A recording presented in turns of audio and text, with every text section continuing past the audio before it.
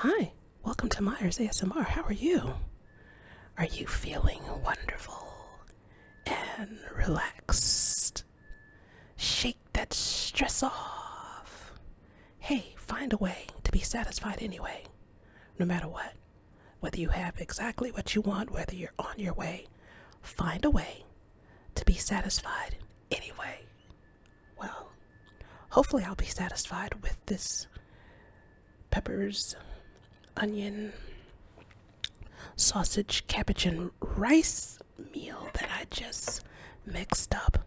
Everything I already had right here at home. And I said, you know what can I do with this? So I haven't even tasted it yet. Here we go. Here we go. Oh, doesn't that look nice?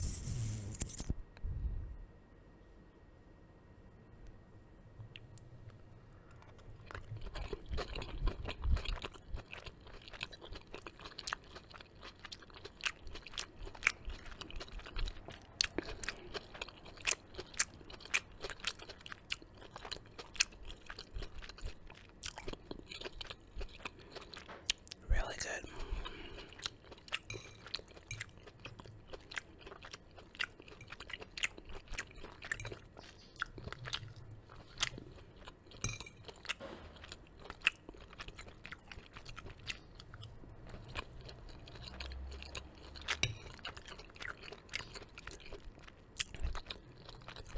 This is a different meal for me.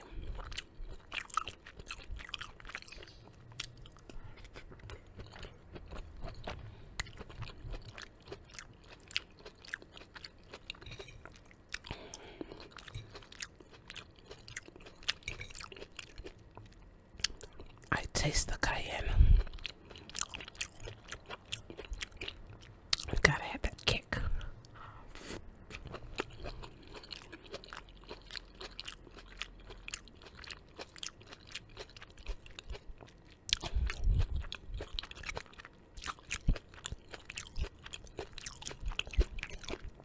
Don't you just love a good sausage?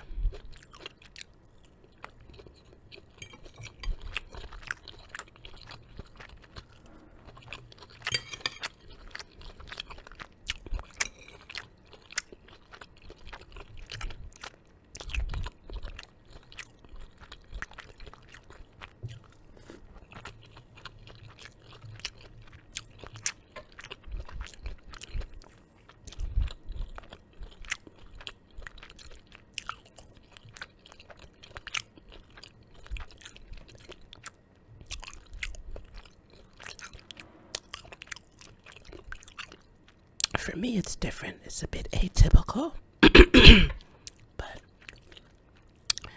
I like to expand my horizons, and I think it's perfect for the change of season. It recently turned to fall in these East Coast parts.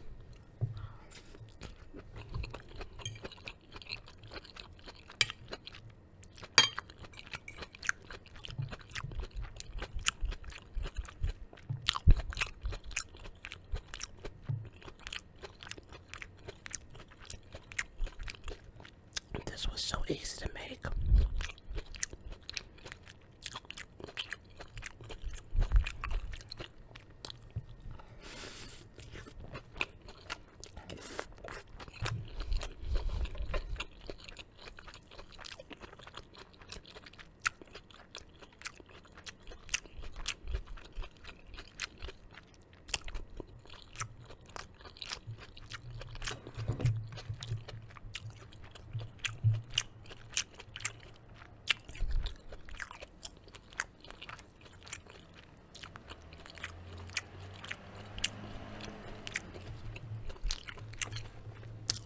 Let me know about the quality of this mic.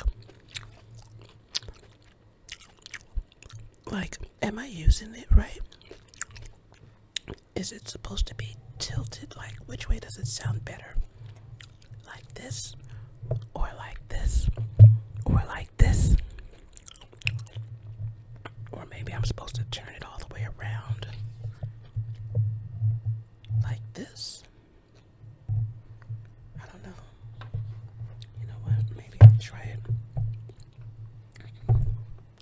this for right now.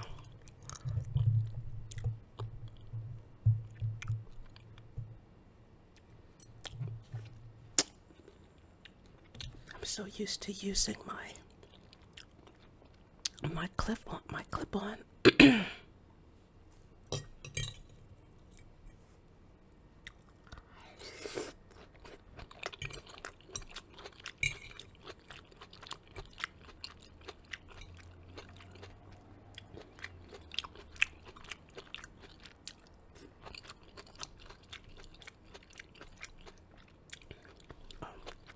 One more piece of sausage.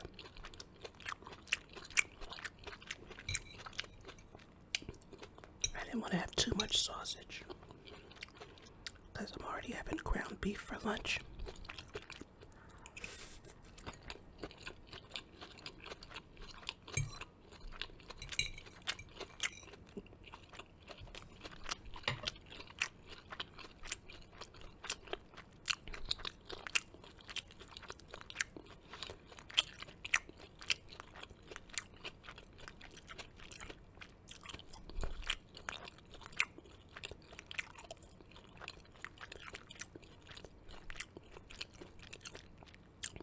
What are some dishes you would like to see me eat? You know, sometimes I get in a rut. My neighborhood is not necessarily, I would not call this a culinary destination. And I miss living in that type of place. But hey, I went where my money went, but so sometimes I do get into a rut simply because I need inspiration. I'll put it that way. I mean, this neighborhood is what it is. You know, it's great. It's a very large immigrant population. I would say it's more blue collar and it's commuter. And it works, you know, it works. But as far as food choices in restaurants, it tends to have the typical, you know, fast food, Chinese, and some of the immigrant places like a lot of African restaurants, Mexican, South American.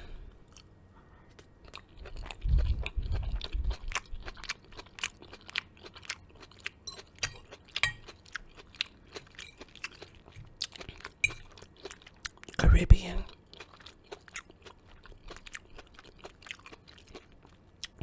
I admit I'm not too familiar with those cuisines, so let me know if I'm missing out on a gold mine right here in my backyard. Like, there are a few Jamaican spots around here, and I've had their I mainly just get the roti, the curry chicken roti, and let me just say this, the same way I feel that not everybody does soul food as great as they think they do. Okay, I'm a bit hesitant to just eat everybody's roti. So, I mean, I've had some decent ones in this neighborhood, but they tend to make it too salty and all of that. So, like, let me know what I should be trying in these cultures' cuisines. Like, what's good about West African food? What dishes should I be trying? Maybe I'm totally missing out. Of course, Mexican, you know, taco. I've been eating a lot of tacos lately, but what else? What else am I missing out on? We've got some Peruvian places around here in a very, very large Hispanic immigrant population, you know, which I like. You know, I will say what I say. You know, these neighborhoods are a lot quieter and people mind their business and they go to work, okay? They go to work. They're not out here bothering anybody.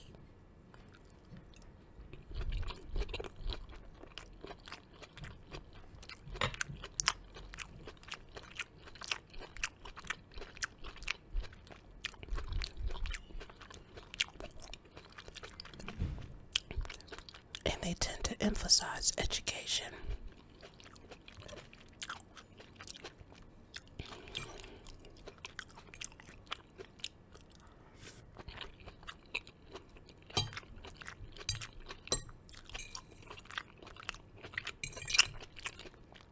I said what I said.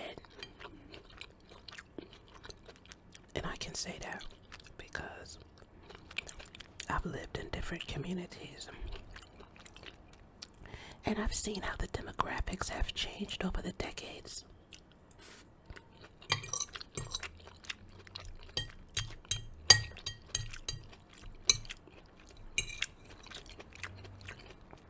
In fact, there's only one soul food spot around here.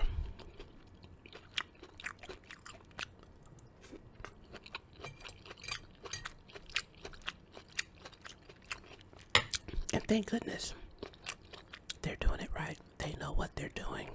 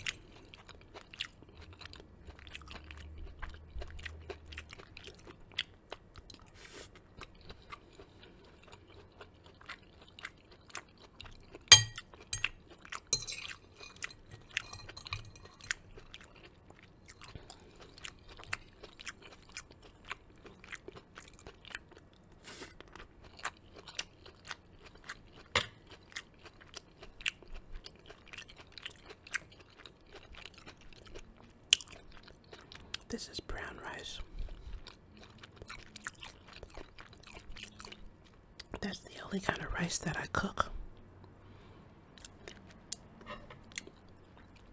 The key I found, especially if it's a cheaper brand of rice, is to just soak it. Soak it in room temperature water. You know, don't cook it for about maybe a half an hour or an hour. And that will soften it up so that when you do cook it the normal way, it'll actually be softened. And you won't feel like you have to overcook it or add more water. You know, when you soften the brown rice up first for about an hour or half an hour, it can cook the normal way in the normal time, which is about 20 minutes to half an hour.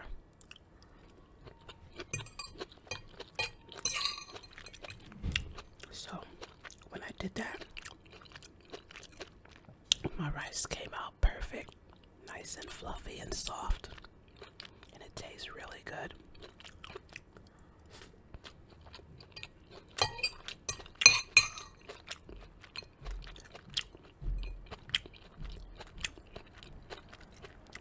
You know, this is such a cheap, easy meal. I might eat it more often.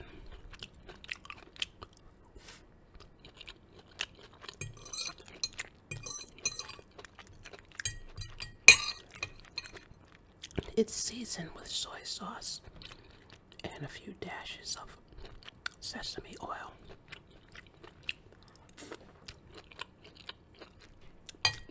And a little cayenne pepper. So I sauteed onions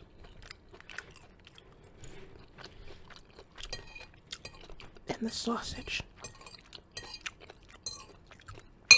And I boiled the cabbage with the peppers in a separate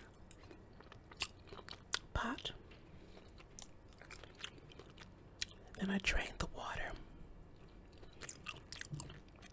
and added the cooked cabbage and peppers to the onions and sausage that were sauteing in olive oil and coconut oil. And then everything was cooked at that point, but I wanted things to get a golden, you know, nice sort of, not crispiness, but a nice brown, golden, you know, by mixing it all. And I poured a little soy sauce and the olive oil and the cayenne, everything, and just started turning it together with a big spoon and turning it over, making sure the seasonings, the soy sauce and everything was coating every bit of it, and just let that continue to cook on a very low flame, probably no more than 2 minutes. So, and the rice I kept separate. I didn't mix the rice in together because I just wanted to have that separateness, and I'm glad I did.